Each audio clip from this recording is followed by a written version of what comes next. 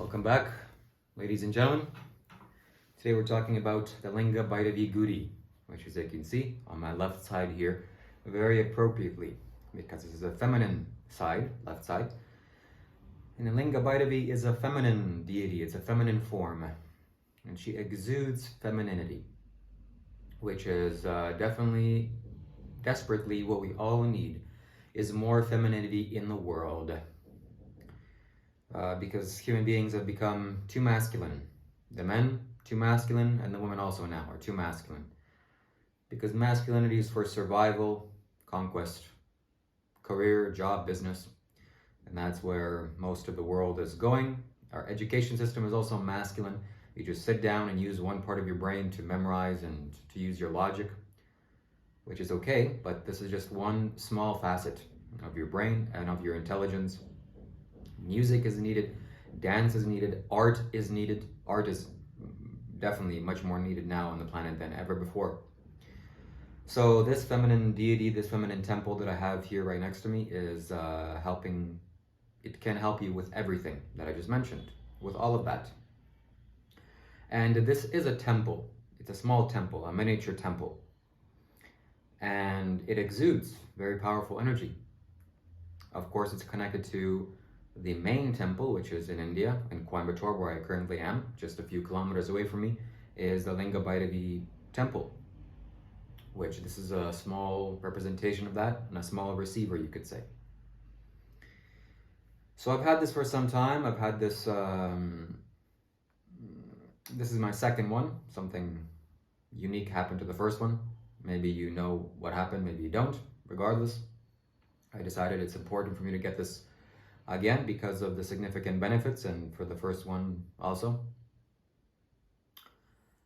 And the first time that I had this in Canada, it was remarkable. It was extremely powerful. It was changing the environment of the house in such a powerful and potent way, and I could perceive it.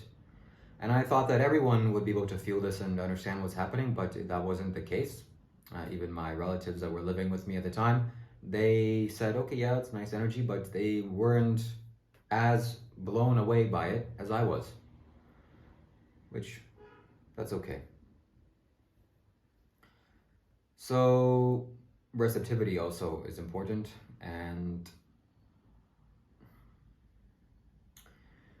now that I have this, I've learned many things about this and how it works and the benefits of it, and various mistakes that I've made in the past, you could say, have been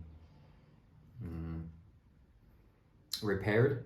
So I'm going to share with you some benefits that I've gotten from living with this miniature temple here in India. So I've had this for approximately 1 month now, and I light the oil lamp every single day, literally every single day without exception, and for multiple hours a day. And I only light it with sesame seed oil. I can show you. Sesame seed oil is one of the most potent oil that there is. It's also very high in prana, very high in life energy. This is not the only oil you can use. You can use other oils that also have light or prana. But because I'm in India and the price of this is not too expensive, which it probably is too expensive in the West, I'm using this now. And the reason why I light it every single day and constantly for many hours a day is because it produces so much, well, prana for one. We'll talk about that more. But most importantly, most significantly for me, it produces akash. And in addition to this, it also exudes a feminine aura, feminine energy, which I'm sure you can feel from just watching this video. Which feminine energy makes you more in tune with your environment, more aware, not so separated, inclusive. And it makes you become aware of the physical, material aspects of life, which it definitely helps me to create these videos. So when a fire is burned, and also when incense is lit, I'm gonna light some incense.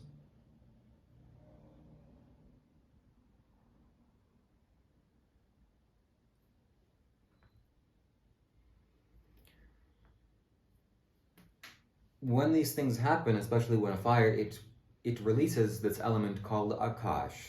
Akash is like a space element, and it's a very necessary element for perception. So I see now that I can't live without a small fire in my vicinity, in my proximity. So wherever I go next in the world, this will also come with me, and I will be continuing to work with it, and this lamp will be lit every single day. And my perception becomes clearer. I can see reality for what it is, and see the various aspects of life and whatever needs to be seen. Similarly, this smoke from incense.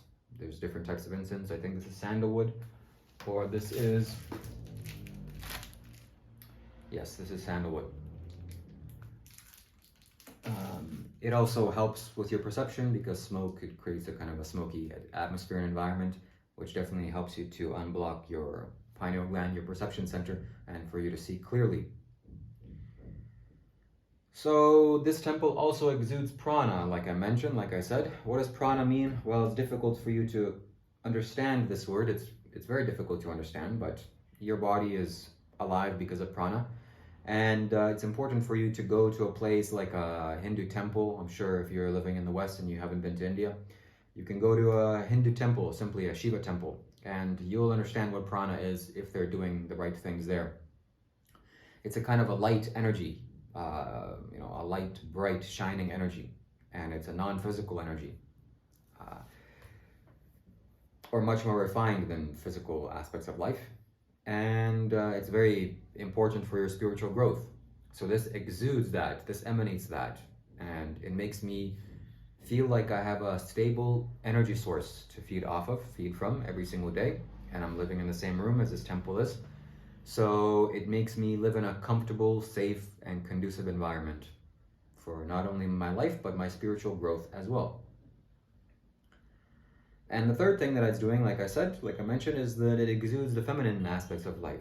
So Sadhguru said that the Linga Bhairavi temple has been consecrated with 3.5 chakras.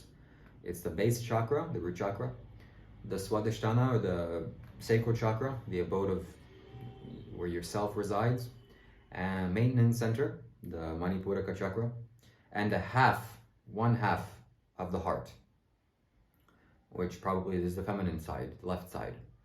So these 3.5 represent intensity, inclusiveness of life, maintenance of life, stable foundations and material wealth and abundance and health and prosperity and happiness and joy and love and goodness and all of that stuff. So it's very nice, it's very pleasant to be around this. It's very, it feels very good. So I offered some flowers, as you can see behind me.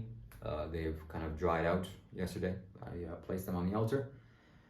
And this temple definitely exudes more energy when fruits are presented and life is presented. The temple becomes more exuberant.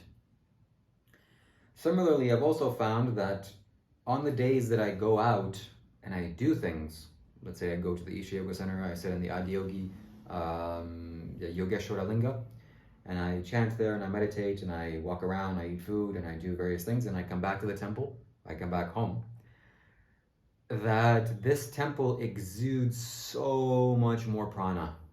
I don't know if this is just me being more receptive to it, or me activating something inside of this, or something else. I haven't been clearly aware of this, but it's like I get home and I go shower, and then I just come back into this room and I'm like, oh my God, I'm overwhelmed by how powerful this is. So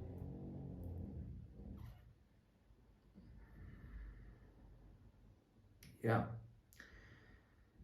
So also it needs some form of offering. Sadhguru says that the Dhyanalinga has no give and take. You can't give anything to the Dhyanalinga, and neither can he give you anything. You just sit there and it's like you're sitting next to a powerful yogi. He's totally uninterested in you, doesn't even know that you exist, actually. But because of simply his presence and simply you being around his aura, next to his aura, you benefit immensely. You benefit very powerfully. That's exactly what the Dhyanalinga is. It's like a yogi who has his eyes closed. He doesn't even know that you exist. He doesn't care either. But he will definitely empower you and make you spiritually evolved. And he'll take you all the way to the final goal if you just sit next to him in his proximity. So you can do that simply by staring at a picture of that, of the Jnanalinga. So I record most of my videos from the Jnanalinga temple because it's a temple with 114 chakras. Whereas the Linga Bhairavi, it is a give and take. One more thing I should say is that the Jnanalinga is the most important, most powerful energy structure that has been created by man, by a human being. Whatever temples that there are in India, whatever small temples that I've visited, even Linga Bhairavi, it's phenomenal, it's fantastic. I've sat next to the Yogeshwara Linga, it's a 600 kilogram solidified mercury temple. It's just also great. It's a solidified lingam. And it exudes so much energy, and you can't help but to feel what that is, and it's just wow. But it's of small proportions. It's actually of tiny proportions compared to the Jnanalinga, because it's a full manifestation of life. The Jnanalinga is. It's everything that you can imagine, everything that you can think of. It's inside of that. It's a full-fledged human being, the most perfected human being that can possibly exist in this physical world. And Sadhguru also said that Jnanalinga is the main form, of course, and Linga Bhairavi is like his adornment. So I'm wearing Rudraksh, you can see. And I'm wearing various different pendants and things that I'm wearing. And these are like decorations. This is like, Linga Bhairavi is like a necklace on top of Shiva. That's Sadhguru's explanation. So when it comes to Linga Bhairavi, there's a certain give and take that is needed, actually, because you are not going to get much from her if you haven't, first of all, cleansed yourself properly and receptive to that, and also if you don't give much. So I'm saying that the more that I give to this temple, the more that I receive, the more she gives back. It's just like a relationship with anyone. If I give to you and give and give and give, you will feel obligated to reciprocate. Maybe obligated isn't the right word, because this relationship is not like that. But you give, you empty yourself in some way, and she can fill you back up to whatever you just gave. It's a little bit like that. I still don't fully understand, but I'm learning as I go along, and I'm sure that in 1 year's time, or 2 years' time, or 5 years, or 10 years' time, I will tell you much more about this little miniature temple. Much more that needs to be known, and everything like that. So when it comes to giving, what should you give? Well, there are various things you can give, like for example, incense. Okay. Or fruits, like I said, flowers, definitely that makes this temple more receptive. But what I've seen, what I've noticed, I was chanting the Linga Bhairavi mantra, the stuti, for, it's a 33 names of the feminine goddess. For some time, I chanted this for hours at a time when I was in New Zealand. And then when I came here and I purchased this temple again, I tried doing that. It just felt uncomfortable. It felt wrong, and it felt not wrong in the sense that it was just inappropriate for me, because I just learned that through my energy, simply, I can just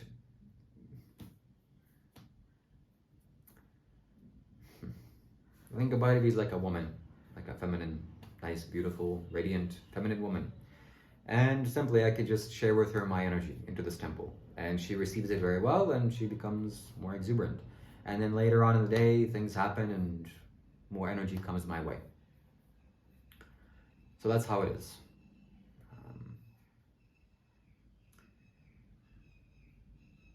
That's it. Nothing else to share.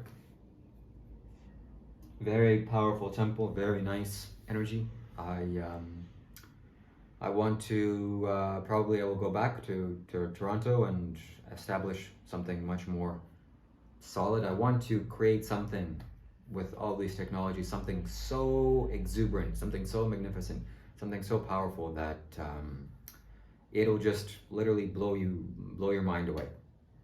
Which is exactly what happened the first time that I went into the Linga Bhairavi temple. Sadhguru says that you walk into it, it'll just hit you in the face. Well, definitely when I walked into the Jnanalinga temple for the first time, that's exactly what my feeling was. It just hit me in the face like, oh my God. That's how it was. And the Linga Bhairavi temple also, oh my God. So much work is being done there every single day, and you can't miss it. You cannot. It doesn't matter if you're the most delusional person in the world. If we just push you in there and just let you stay there for 5 minutes, you'll be coming out like, oh wow, that's very nice. That's exactly how it is. Because it's not a matter of belief, it's not a placebo, it's not whatever you think this is. It's a physical, tangible reality. It's energy. So that's exactly what I want to create. I want to create a full manifestation of this, so that it's not a small representation just exuding powerfully. I want to create something life-sized or human-sized that will exude very powerfully.